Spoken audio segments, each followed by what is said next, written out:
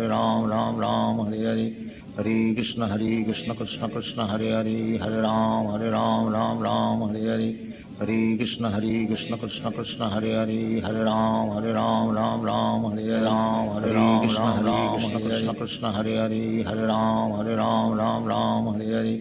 Hare Krishna, Krishna Krishna, Hare Hare. Hare Ram, Ram Ram, Hare Hare. Hare Krishna, Krishna Krishna, Hare Hare. Hare Ram, Ram Ram, Hare Hare. Hare Krishna, Krishna Krishna.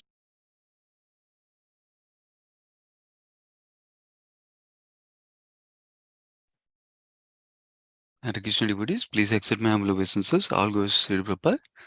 I think Sri Har Mataji, when you're ready, you can start, Mataji. Hare Krishna Prabhuji. Hare Krishna everybody. Today, Hare Krishna to all devotees. Please accept my humble obeisances. All glories to Srila Prabhupada and Gurudev. We are reading from Sri Bhagavatam, Canto 1, Chapter 16, verse 19 to 36, reading translation only. Title: How Parishad Received the Age of Kali. Can I please have the screen on for the Bhagavatam? Om Namo Bhagavate Vasudevaya. Om Namo Bhagavate Vasudevaya. Om Namo Bhagavate Vasudevaya. Narayana Namaskrityam Naram Chevam Narottamam Devim Sarasatim Vyasa Tato Jayamudirate Nashtaprayashu Bhaktrishu Nityam Bhagavate Sevaya Bhagavati Uttam Shloki Bhaktir Bhavati Nashtaki Manjakalpataruvasya kripa sindhu eva cha patitanam pavanebhyo vaishnavebhyo namo namah. Text 19. Dharma in the form of a bull asked, Madam, are you not hale and hearty? Why are you covered with the shadow of grief? It appears by your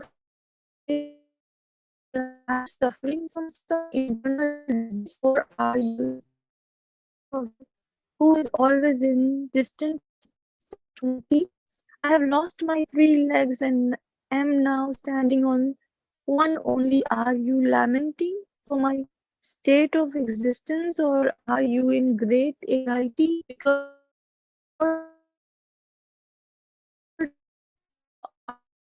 Hare Krishna Mataji. Yes, yes. Hare Krishna Mataji. Can you hear me? Yeah, your voice is somehow chopping off. So while you're speaking, I don't know if you're closer to Wi-Fi or you can move to your location where it's easier.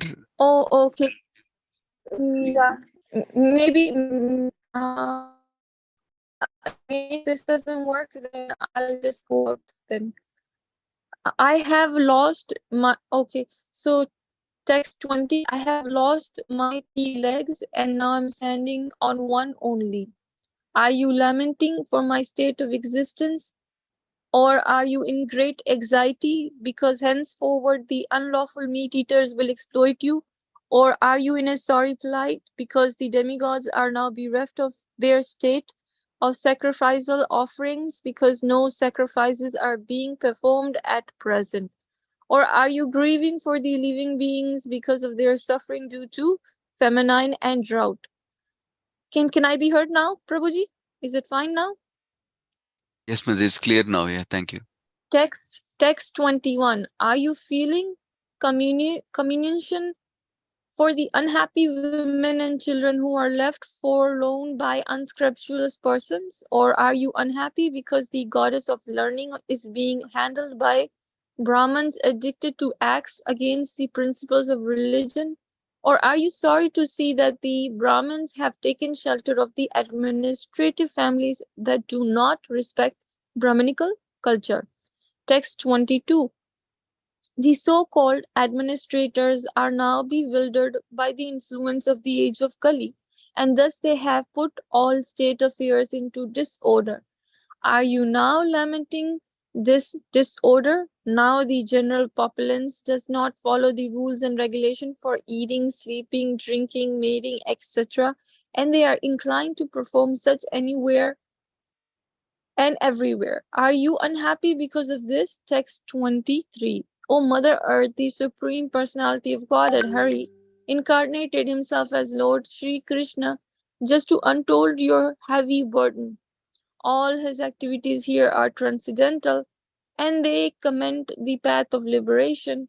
You are now bereft of his presence. Are you probably now not thinking of those activities and feeling sorry in their absence? Text 24. Mother, you are in the reservoir of all riches. Please inform me of the root cause of your turbulence by which you have been reduced to such a weak state. I think that the powerful influence of time which conquers the most powerful might have forcibly taken away all your fortune, which was adored even by the demigods. Text 25. The entire deity in the form of a cow thus explained to the personality of religious principles in the form of a bull. O Dharma, whatever you have inquired from me shall be known to you. I shall try to reply to all those questions once you too were maintained by your four legs and you increased happiness all over the universe by the mercy of the Lord. Text is 26 to 30. He in him reside one truthfulness, two cleanliness, three intolerance of another's unhappiness, four the power to control anger, five self-satisfaction, six straightforwardness, seven steadiness of mind, eight control of the sense organs, nine responsibility, 10 equality, 10, 11 tolerance, 12 equanimity, 13 faithfulness, 14 knowledge, 15 absence of sense enjoyment, 16 leadership, 17 chivalry, 18 influence, 19 the power to make everything possible, 20 discharge of proper duty, 21 complete independence, 22 dexterity, 23 fullness of beauty, of all beauty, 24 sincerity, 25 kind-heartedness, and 26 ingenuity, 27 gentility, 28 magnanimity, 29 determination, 30 perfection in all knowledge, 31 proper execution, 32 possession of all objects of enjoyment, 33 joyfulness, 34 immovability, 35 fidelity, 36 fame, 37 worship, 38 pridelessness, 39 being as the personality of Godhead, 40 eternity, and many other transcendental qualities which are internally present and never to be separated from Him. The personality of Godhead, the reservoir of all goodness and beauty. Lord Sri Krishna has now closed his transcendental pastimes on the face of the earth. In his absence, the age of Kali has spread its influence everywhere. So I am sorry to see this condition of existence. Text 31. I'm thinking about myself and also, oh, best amongst the demigods, about you, as well as about all the demigod sages, descendants of Prithlok, devotees of the Lord, and all men obedient to the system of Varna and Ashrama in human society. Text 32 to 33. Lakshmi ji, the goddess of fortune, whose glance of grace was sought by demigods like Brahma, and for whom they surrendered many a day unto the personality of Godhead, gave up her own abode in the forest of lotus flowers and engaged herself in the service of the lotus feet of the Lord. I was endowed with specific powers to supersede the fortune of the all the three planetary systems by being decorated with the impressions of the flag, thunderbolt, elephant, driving rod, and lotus flower, which are signs of the lotus feet of the Lord. But at the end, when I felt I was so fortunate, the Lord left me. Text 34. O personality of religion, I was greatly overburdened by the undue military planexes arranged by atheistic kings, and I was relived by the grace of the personality of Godhead. Similarly, you were also in a distressed condition, weakened in your standing strength, and thus he also incarnated by the internal energy in the family of the Yadus to relive you. Text 35. Who therefore can tolerate the pangs of the separation from the Supreme Personality of Godhead? He could conquer the gravity and passionate wrath of his sweethearts like Satyabhama and his smile of love, soothing glance and hearty applause. When he traversed my earth's surface, and thus I would be sumptuously covered with grass, which appeared like hair standing on me out of pleasure. Text 36. While the earth and the personality of religion were thus in conversation, the saintly furnished the shore of the Saraswati river, which flowed towards the east. Thank you very much. This was the last text. Hare Krishna. Over to you, Prabhuji. Yeah, thank you so much, Mother. Hare Krishna. So, going back to we're starting from the 19th verse today in the 16th chapter, how Parikshit received the age of Kali. So the context here, overall, this section of chapters is that Parikshit Maharaj's activities as a king are being described. Because again, this is a response to the question that was raised all the way in the 4th chapter of the first canto, where 3 broad questions were asked. How the Srimad Bhagavatam came about, that was answered in the next few chapters, 4, 5, and 6 chapters.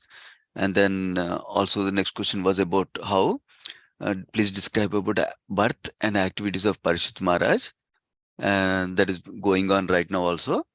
And then other question was asked, how did he meet Sukadeva Goswami? Under what circumstances Sukadeva Goswami met Parikshit Maharaj and spoke this Bhagavatam like that? So where this Parikshit Maharaj activities are being described. And yesterday's session, we heard from Himanshu Prabhu, how he nicely described how Parikshit Maharaj was a ideal ruler with all the wonderful qualities of a ruler, with the nice qualities as a devotee. He ruled the kingdom nicely. And then he heard about the Kali's influence growing in his kingdom. So that's when he started with the chivalrous spirit as a Kshatriya to chastise or punish Kali. In that mode, he was traveling. And we also heard the beautiful verses where glories of Krishna Katha are being revealed to us. How Parikshit Maharaj was constantly, regularly, everyday affair, not once in a while, constantly hearing Krishna Katha, and he was relishing the qualities of Krishna and his Krishna's interactions with his ancestors, Pandavas, like that. So with that, he was very experiencing affection for Krishna and Pandavas also. And then, while this was being narrated in yesterday's session, we heard from Himanshu Prabhu how one question was raised. If you notice, Sutta Goswami just made a one-word statement that Parikshit Maharaj punished Kali, a Sudra dressed as a king, like that he mentioned in the 4th verse. So that time, Saunak Rishi raised the question. He wants to know more. He said, why did Parikshit Maharaj just simply punish him? Why did he not kill him when he knows is bad for us? That is a question that Saunak Rishi raised. Now, Sutta Goswami started to narrate the circumstances under which Parikshit Maharaj faced Kali. So that is why this context is being given. In the next chapter, Parikshit Maharaj will speak to Kali personally, and also to Dharma in the form of a bull, and Earth in the form of a cow. That will come in the next chapter. So now the context is being set, how Parikshit Maharaj was traveling to conquer everyone. And at that time, while hearing Krishna Katha, at that time, Dharma the bull and Dharani, the earth in the form of a cow, they are conversing with each other. That is the section we are in now. So the verse started from yesterday, last verse from yesterday, how it was described how Dharma was moving only on one leg. That means 3 legs were broken at that time. And then it met the earth, Dharani in the form of a cow. Earth had a bodily luster was lost, and Earth was crying tears in her eyes. So that is when Dharma started inquiring. Dharma in the form of a bull started inquiring, Earth in the form of a cow. So the first set of verses today are Dharma the bull asking cow different questions. Oh, are you sad because of this? Are you sad because of this? Like that. All these are different symptoms of age of Kali. That's what he's asking Dharma. Now, after this first section is done, then Earth in the form of a cow will respond to Dharma's questions. That is what the essence of this section today. So it's important to go through this section today to understand few aspects. One aspect is, what are the symptoms of Kali that we can really observe in our life also? Number one. And then number two, what is the remedy for not being not being influenced by the symptoms of age of Kali? Those are the two main things we'll discuss. Because not only problem is being described, but a solution is also being described. That's why this section is important for us. Now go into the 19th verse. So here is asking Dharma, the bull is asking the cow in the form cow, yet in the form of a cow, asking, are you sad? Are you distressed like this because of some internal diseases? Or you're thinking of some relative who has gone far away to a distant place? The purport Prabhupada is clarifying for us. These are all symptoms of age of Kali. People will be having different kinds of anxieties and diseases that they will suffer from. Number one. Number two, generally families don't live together. Husband goes to far away to live for earning money or something. Our wife goes far away for something. Our children go far away for something. Like that, this is the situation of Kali Yuga. So that's why he's asking, is that the reason you are lamenting? Like that. So now go into the text number 20. So like this, he asks 11 questions totally describing the symptoms of Kali. In the 20th verse, he asks, Dharma the Bull is asking, are you lamenting for my state of existence? That means because 3 legs are gone, only 1 leg is there. And what are the 3 legs? What are the 4 legs of Kali? 4 legs of the Dharma. That is described as Satya, truthfulness, Daya, mercifulness, and Tapa, austerity, and Saucham, cleanliness. So only truthfulness is remaining, but other 3 legs are broken in the Kali Yuga. Prabhupada mentions the purport, how in Satya Yuga all 4 principles of religion were nice and well, whereas Treta Yuga, one of them drops off. Dwapara Yuga, one fourth of those drops off. Finally, in Kali Yuga, only the truthfulness is really remaining to some extent, of course. Like that, he describes. So, are you lamenting because of my state of existence? Like that, Dharma the Bull is asking. Next, he's asking, are you lamenting because of unlawful meat eaters will exploit you? What is this unlawful meat eaters means? Lawful. What is laws in Vedic culture? Vedas are the laws. So, if somebody is eating meat without following the regulations of the Vedic scriptures, that is called unlawful meat eaters. So, even is not even talking about lawful meat eaters. That not just any meat eaters. Any meat eaters means people who are following Vedic regulations and do it in a prescribed manner at a certain time by following certain rituals. They're accepting meat, at least they're okay because they're still in the protection of Vedic regulations. So they'll gradually elevate because they're surrendering to scriptural regulations and taking association of Brahmanas. They'll gradually elevate. But people who don't even follow those regulations of Vedas to eat meat, and they kill even animals like cows and bulls, not just lower animals, then because they're not following Vedic regulations, they're out of the Vedic regulation realm. So they will degrade like that. So are you lamenting for them? And then are you lamenting because people are not doing any sacrifices for satisfying demigods? Because demigods sustain on the sacrificial offerings. So are you lamenting because of the sacrifices are not happening? Demigods are not getting sufficient sacrifices. So Prabhupada elaborates much of the purport on this point. Basically, Prabhupada says, of course, in Bhagavad Gita, we see elaborately this principle of sacrifice, how sacrifices are required for any common person. So that way, when we do sacrifices, demigods are pleased, then rain will come, and then grains will come. So that way, we can sustain ourselves like that. That's one important principle Bhagavad Gita describes. So Prabhupada emphasizes on that point here in the purport. How sacrifice is required for sustaining our life, for getting energy in our lives, because only by eating we'll get energy, right? So that's one point Prabhupada makes. And then another point Prabhupada makes is, by doing sacrifices and pleasing demigods in this way, they're actually gradually evolving their consciousness to actually the turning towards the Supreme Lord ultimately. So the gradual evolution also is being disturbed if they're not even following the basic regulation of Vedic scriptures like that.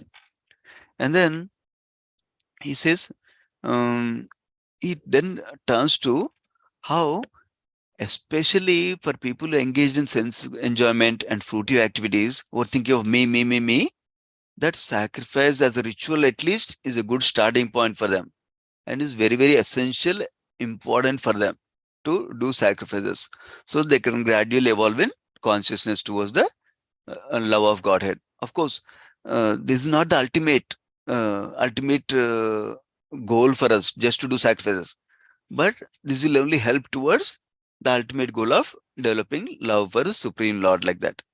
And then he turns to the attention towards how devotees who are practicing Bhakti Yoga, they don't need to do these fire sacrifices because they are already situated in the highest sacrifice, which is Sankirtan Yagna, to chant the holy name of the Lord and to share this knowledge with others like that.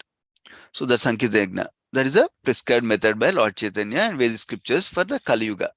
That's how Prabhupada concludes about the sacrifice topics in the purport. Going back to the verse, the last question is asking in this verse, Dharmadabul, is for living. Are you grieving for the living beings because of their sufferings due to famine and drought? So why are you grieving for them? Because they're always famine and drought is there, because they're not offering sacrifices. They're suffering because of that. Are you grieving for that? Like that, Dharmadabul is asking. Now going to the next verse, 21st verse. Still Dharma is asking the earth cow, are you grieving because of unhappy women? That means women are not protected in this Kali Yuga by their husband nicely. Wives are not being protected by husbands nicely. So then, are you lamenting for the children who are not protected, who are unhappy because their parents are not taking care of the children nicely? What does protection mean in this context? Protection always includes not only the physical body protection by giving clothes, food, shelter, like that, but also ultimate spiritual protection also. That means giving the spiritual knowledge, giving the spiritual nice environment for the children and wife to grow and nourish spiritually like that. Giving all the opportunities for them to accept Krishna consciousness and grow in Krishna consciousness, support them in their Krishna consciousness like that. Are you lamenting because that's not happening in Kali Yuga? And then are you unhappy because goddess of learning is being handled by Brahmanas who are sinful, who are against the principles of religion? Because Brahmanas are very intelligent people, class of the society, and they can easily pick up on any knowledge. So now what is happening in the Kali Yuga? Their intelligent people will get the highest material education, PhDs, and get the knowledge this way, subtle knowledge this way, that way, material knowledge. So they'll grow. But what is happening because of that? They're neglecting the religious principles, moral principles, value education that is given by Vedic scriptures. So in that way, they're mishandling the goddess of learning like that. Are you lamenting because of that state in the Kali Yuga? And then, are you lamenting because the Brahmanas have taken shelter of Kshatriyas or administrators that do not respect Brahminical culture? Because administrators don't have any respect for Brahminical culture, respect for Brahmanas, respect for listening for the guidance of Brahmanas, respect for improving Brahminical culture, so that way everybody grows spiritually. Now Brahmanas are meant to give guidance to administrative class without expecting any remuneration, without expecting any salary from them, without expecting any favor from them.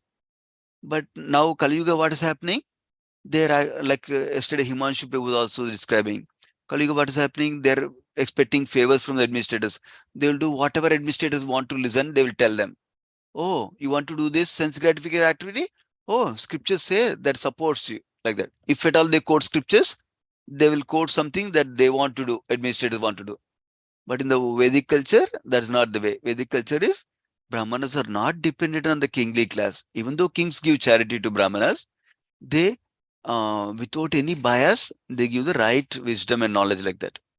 So are you lamenting for such a state of affairs where Brahmanas are compromising and administrators are not listening to Brahmanas properly like that? So going to the text 22 verse. Now Dharma is still saying the so-called administrators have put all state affairs into disorder because Kshatriyas have put everything into disorder. Is that the way? Why you are lamenting? Then next point is the general population are engaged in eating, sleeping, mating, and defending the general animal propensities also common to animals also the same propensities without any rules and regulations, without any restriction. They're just doing fully enjoy, eat as much as you want, wherever you want, drink whatever you want, wherever you want. They're not following any rules and regulations. Are you lamenting because of that? Like that, he is asking question. Prabhupada purport clarifies these 2 points nicely. One thing he's saying is, when we are engaging in the common needs, basic needs for us, eating, sleeping, mating, and defending, there are certain rules we need to follow according to the Vedic regulations. Like we all know, it's not just for enjoyment's sake we do these things, for to nourish our body, to sustain our body, so that way we can practice Krishna consciousness. That is the essential principle behind that. So when we don't follow that, when we just eat as much as we want just for enjoying, that means we are going against the principles of religion. Same thing with sleeping, fearing, and mating also like that. Not for enjoyment, but for a higher purpose. So Prabhupada is emphasizing the purport, the importance of good association and the problems with bad association. Our children and others will have bad association in the age of Kali through movies, through TVs, through internet.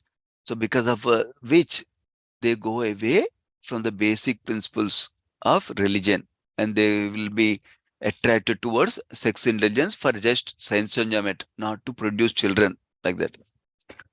And then, yeah, and then the other aspect of the verse Prabhupada is emphasizing that how Kshatriyas or administrators or kings are just not trained properly spiritually. So they will not promote the spiritual culture, Brahminical culture like that. Are you lamenting for that? Dharma is asking. Next, then finally he asked the last question that are you lamenting because Krishna performed so many activities on earth when he was there, but now he's gone? Are you suffering because of separation from him? Like that. Purport, there's an important point described that simply by remembering the pastimes of Krishna, by hearing Krishna Katha and remembering Krishna's pastimes, one can get the pleasure even beyond the pleasure of liberation like that. So, and they can go back to Godhead in the spiritual world and eternally engage in Krishna's blissful loving service like that is described. And text 24, so then he's asking, Dharma is asking, are you lamenting because of the powerful influence of the time? By the influence of time, all your good fortune was taken, even that was eroded by demigods like that. So there's very important point in the purport that's saying that actually whatever good fortune, whatever great things we might have are only available because of the grace of Krishna, because of the mercy of Krishna. When we should understand that only by the will of Krishna, everything we can have and everything can go away also. That way, you should not consider, oh, because of my great strength, because of my great knowledge, my great skill, I got all these great things in my life. You should not consider like that as self-sufficient and independent of the Lord. You should consider only by Lord's mercy we are getting them. Now, after this, cow in the form of the earth in the form of a cow is responding back to Dharma. Essentially, what the cow is going to tell is all the 11 things you talked about, symptoms of Kali. Yes, all those reasons are reasons for my distress. In fact, I'm distressed because of my condition, distressed because of your condition, like that he'll describe shortly. So in this verse he's saying, This is 25th verse. Yeah, the my dear Dharma, at one time all your four legs were intact. People were following your religious principles nicely. Because of that, Krishna gave mercy, and that's so they were all happy at one point of time. So the point for us is when we follow the four regulated principles and when we follow the principles of religion, we can all be happy and peaceful because Krishna's mercy will come like that. That's why Prabhupada nicely introduced for us four regulated principles and of course the Bhagavata Sravanam Kirtanam process for us. And then earth in the form of a cow enumerates 40 beautiful qualities of Krishna. And she says these are all transcendental qualities that are eternally existent in Krishna. And he was existing with all these beautiful qualities. That's why everything was nice and happy. But now Krishna has gone. That's why I'm unhappy and feeling separation from him like that. She is going to describe. In the purport, Prabhupada emphasizes few of the qualities. Interestingly, the tolerance is described.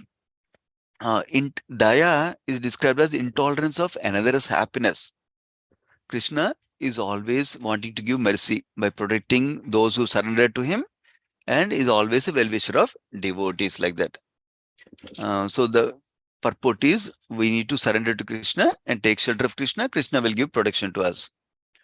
And then Krishna, even though he doesn't need to accept responsibilities, when he was there on the earthly planet, he accepted different responsibilities and he showed his valor as Kshatriya to marry different queens, like that is described. And then one important thing about knowledge is described. Interestingly, knowledge have 5 subcomponents, it says, Prabhupada. One is intelligence. Next is gratefulness, interestingly, gratitude. Then power of understanding the time, place, and circumstance. And then perfect knowledge of everything in relation to Krishna. And then knowledge of the self also. That means we are a spirit soul, not this body also, like that. And that point Prabhupada is emphasizing that Krishna is omnipotent by his all inconceivable energies throughout the world, like that. Then when we appreciate Krishna's qualities and we try to develop some qualities, not to the same extent as Krishna, but to some extent that is pleasing to Krishna, then we can also be in the shelter of Krishna, like that Prabhupada emphasizes in the purport. Going to text 31, she's concluding here at that I'm actually thinking about myself, about you, the demigod situation, Pitruloka, those in Pitruloka, the sages, and all men that are following Varnashrama system. Prabhupada emphasizes the importance of Varnashrama in the purport. Prabhupada is saying that we are meant to follow Varnashrama Dharma with the guidance of the Brahmanas, sages, demigods, and with cooperation with all of us, we follow Varnashrama Dharma so that we not only be happy in this world, but also elevate our consciousness so we can go back to spiritual world in the next life, like that. So basically the qualifications of a Brahmana are not based on birth, but on the real qualities that they develop, like that Prabhupada is emphasizing here. So going to the next verse, Earth is saying in the form of a cow, actually Lakshmi Devi is so fortunate that everybody wants her mercy. Even Brahma wants mercy of Lakshmi Devi. He wants to look at Lakshmi Devi. He wants to get the glance of Lakshmi Devi. But I got so much mercy from Krishna. He was going on the earth, even some in Vrindavan with barefoot, putting the impressions of his lotus feet on me all the time. Actually, queens may not have his presence all the time, because sometimes he goes from Dwaraka to Hastinapur. That time queens don't have his presence, but always he's on the earth. So I had the good fortune of his association all the time, but now I'm bereft of the association, like that she's saying. So then Prabhupada emphasizes something beautiful in this purport. This is the key purport for today, 32-33 verse. Basically, when the pure devotees chant offenselessly the holy name of the Lord, then they can give all auspiciations to everybody in the planet. Similarly, when we try to chant the holy name of the Lord, which is not different from Krishna, and try to avoid the offenses, then we can feel the presence of Krishna in our lives. And that way, we can grow in our spiritual consciousness and we can be devoid of the influence of Kali Yuga, even though we are in Kali Yuga, like that. That is a beautiful purport Prabhupada is emphasizing for us. So if you remember, the how to avoid the influence of Kali was developing qualities that are pleasing to Krishna, then following the 4 regulative principles, and by chanting offenselessly, and by hearing Krishna Katha regularly. These are the key aspects for avoiding the influence of Kali. In the 34th verse, she is reminding that because of the kings who were wanted enjoyment for themselves, they're ready to conquer everybody with lots of phalanxes of armies. They're going roaming around the earth. But Krishna is so merciful that he came and he destroyed all those atheistic kings. So that way, I can be peaceful again, like that. She's recollecting that how Krishna is so merciful, like that. And then the 35th verse, she says, I'm feeling separation from Krishna. Actually, that Krishna who would traverse on the earth planet with his lotus feet. So I was always connected with him. So I'm feeling separation from him, like that saying. So last verse for this chapter, while the cow, earth in the form of a cow and Dharma in the form of bull were talking to each other, Parishit Maharaj appeared at the scene. So what will Parishit Maharaj do after coming there will be described in the next chapter. So this is the best things we can learn how to avoid the influence of Kali by Shravanam Kirtanam, chanting and hearing Krishna Katha and Krishna's holy names. And by propagating Krishna's holy names, actually we can avoid the influence of Kali for everyone's benefit. So we take care of ourselves and we take care of others by the following the process of Krishna consciousness of chanting and hearing and following the 4 regulative principles. That's the essence for today's section. We'll pause here. Srimad Bhagavatam ki jai, Srila Prabhupada ki jai. Let's offer obeisance to all the devotees of the Lord. Vanchakalpatarubhyascha kupasindubhyevacha patitanam pavanebhyo vaishnavebhyo namo namaha. Thank you so much, devotees. Hare Krishna. Hare Krishna, everybody. Hare Krishna, Prabhuji. Hare Krishna. Thank you so very much. Hare Thank you. Krishna. Thank you.